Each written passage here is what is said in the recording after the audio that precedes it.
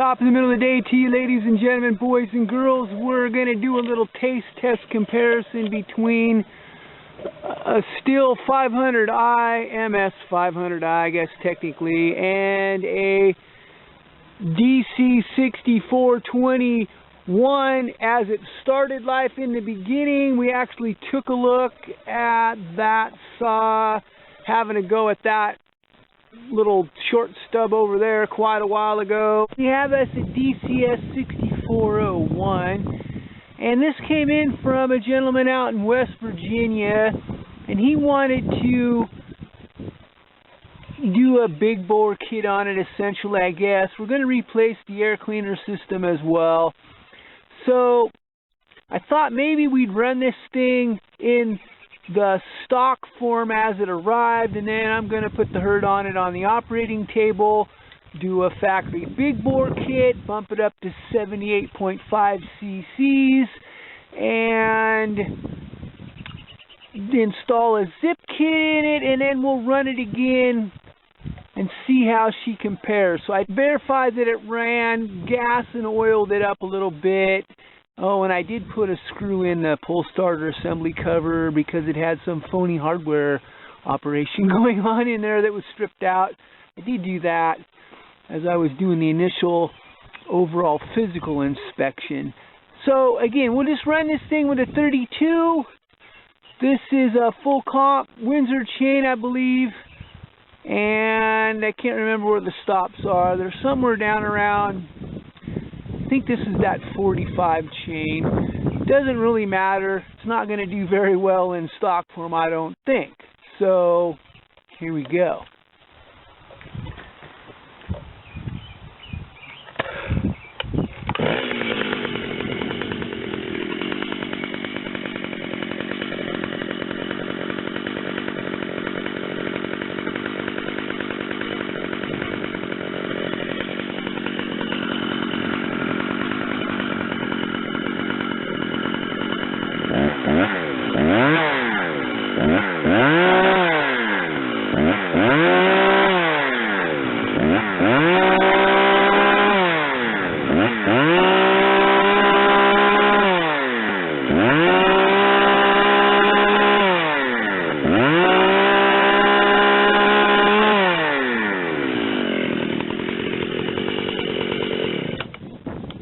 Okay, so the first Makita I ever had experience was with a 6401, and that was a long time ago. I wanted to check one out, so I figured what the heck. I actually put a big bore kit on that and ran it quite a bit here and there. Anyway, the saw sounds like it's really struggling to get to the low 12s. Just the initial thought here.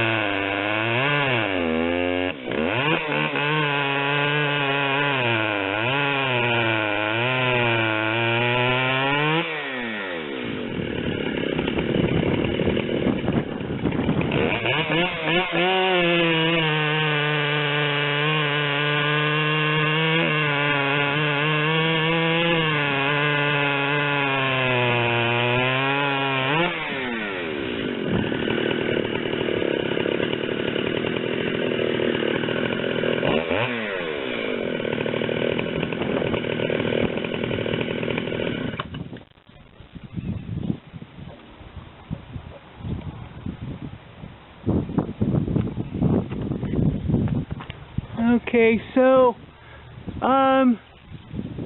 yeah, seems like it winds up okay. It doesn't seem to have really any good low end, but we're talking about a pretty small displacement saw, 4 cc's or thereabouts. You look on the placards and they talk about numbers, and they're not always exactly accurate. They're rounded, so if you just want to talk about the concept, 64 cc saw, not very big. Displacement wise, I'm going to be curious to see how things change once we put the herd on it in the shops. Ended up needing a new crank, wasn't really part of the initial thought in the process, so that saw has been completely rebuilt. New bearings, seals, crank, piston assembly, cylinder assembly with the piston assembly is the 7910 Dolmar version or the 7900 Makita version. We had to replace the muffler. It's got the stock coil. It's got the heavy-duty air cleaner system. We're gonna take a look at underneath the hood on that in a second, I guess. And so we're not gonna run that thing too hard, I guess, technically, because it's only been through about 3 heat cycles so far, and we're gonna keep it down low on the RPMs. But I kind of built it for torque for that gentleman anyway. Kind of did the cycle version as far as I can go with stock components on the 500i. So it's moving right along. We're sporting a 32-inch Stihl lightweight bar with full skip Oregon chain. The stops are somewhere around, I think, the mid-50s range. If I remember, we'll check that out and see. I call it the swoop-de-doo, this side of the full wrap. I actually made that, and I put the dogs on them that are going to work on the West Coast style timber with the thick bark. You can see the Makita's got the stock versions. They seem to work okay, I guess, back east, which is where this saw hails from. It showed up as a half wrap version saw. I put this wrap version on there because I wanted to check them out weight-wise. When they're fully fueled, they weighed exactly the same, 16.8 pounds. So I thought that was kind of interesting on a personal level. Everybody's fairly well warmed up, and I'm going to have Master Jackson helping me with the tack, which is pretty sweet on this session. So let us begin.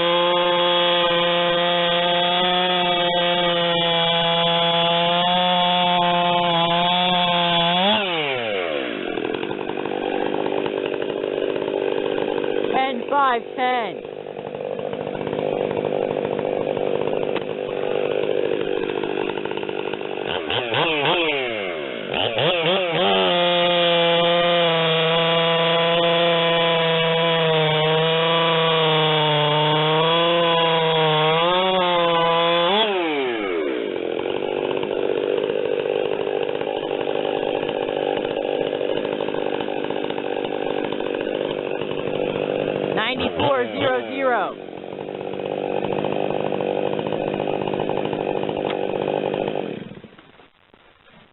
What was the last one? It was 9400. What was the one going down? 10, 5, 10.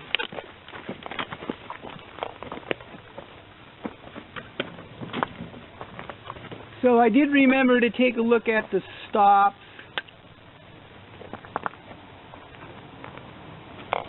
Verify that we're at 0.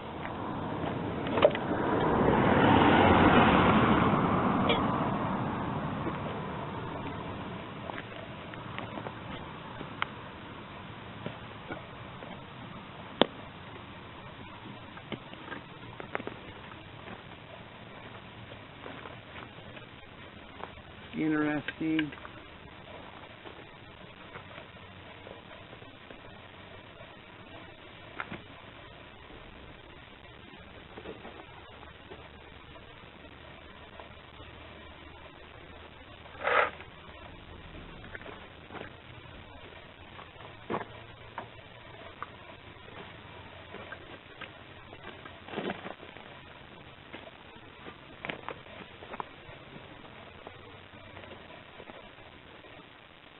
So they're ranging a little bit between about 50 and 58, I guess. It depends where you're looking. I take these down by hand. I'm only human, prone to make mistakes in this life.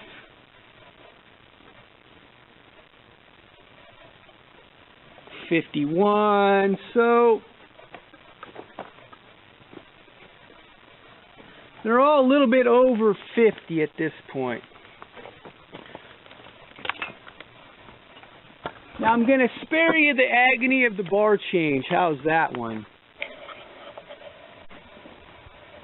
Alright, we were successful with the wardrobe change, and one thing that I kind of forgot to mention when I was talking about the weights being exactly the same when they're fully fueled, probably going to be a little bit lighter in the stock form since I had to weld in 3 places to get this side of the wrap version hooked onto the half wrap handlebar as it came configured. The dogs are a little bit more heavy duty than normal as well.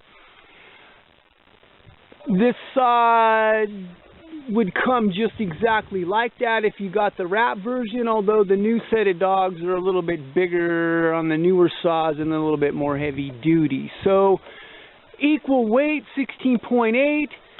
The displacement's really interesting. We have 78.5 essentially, and we have 79.2. We have new school electronically fuel injected machine. We have old carbureted machine going on right there. Old in the sense that it's got an old school design. That saw with the 6421 came with a catatonic style muffler on it, so yeah, we had to get rid of that. Catatonically situated, I guess. I don't know how you want to refer to it. Had a catalytic style muffler on it essentially. It does not now. That actually sheds quite a bit of weight in all reality. We're going to get rolling since we warmed her up. We'll check the upper RPM threshold here now.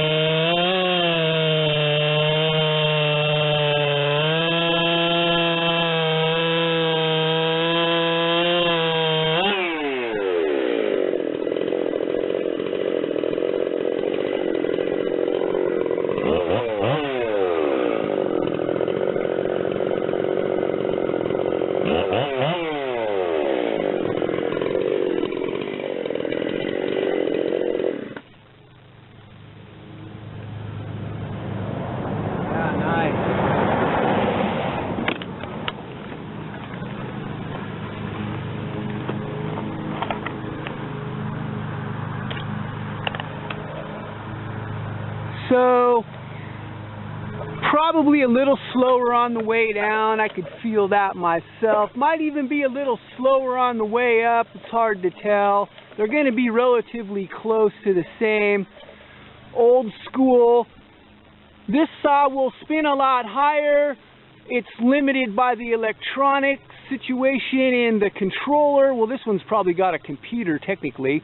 And the Makita is limited by carburation, so it's not even a fair assessment or shootout, if you will, in some terms, because this saw is completely broken in, has several weeks of time on it, and it will actually cut in the wood up to probably around 14.5 or something until it hits where the rev limiter kicks off, and then it'll start to cut out the spark, and then that's what gets you back to that.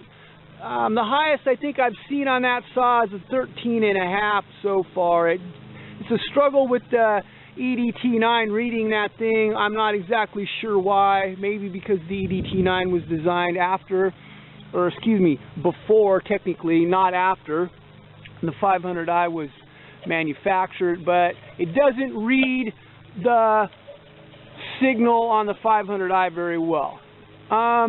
Completely not broken in at all, and it holds its own. I'm super well pleased at how that Makita turned out. Oh, and we talked about taking a look under the hood. Maybe we should do that.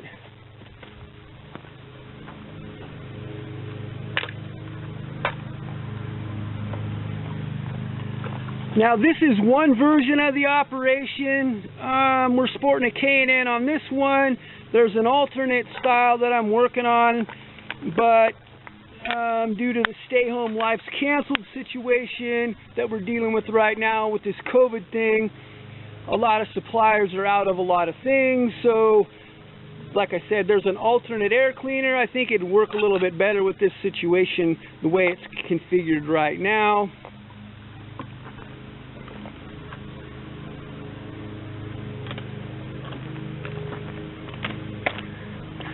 But me, on a personal level, I'm actually really curious to see how the timed runs turn out and see how they compare. This saw is going to turn the corner. Once it does, it's going to come alive. I think it's down a little bit on displacement, not too much. They're as close as any two saws that I know of that are completely different manufacturers. And I'm thinking the Makita was able to hold its own if it didn't actually win or it didn't actually cut the same. I think it's relatively close. I think it is a little bit behind, although on the upstroke I was able to pull on the handlebars and basically leverage that log over and keep it there the whole time while it was cutting. I think we saw it go up and then come back at the end. It's kind of impressive to me. We tuned it for torque. I guess we being me. Check the description for the timed runs. Thanks for Mr. Jackson in the fact that he gave me a hand helping. That was sure nice to be able to view the tack readings. I think I appreciate that a lot on a personal level. The log is about 22 inches across as we're looking at it right there. Master Jackson took a tape and checked that out, so pretty decent sized chunk of wood, I guess. Anyway, thanks for watching this long-winded session as we finally got the Makita up and rolling here. Have a blessed day wherever you might be on God's green earth. Thanks for watching.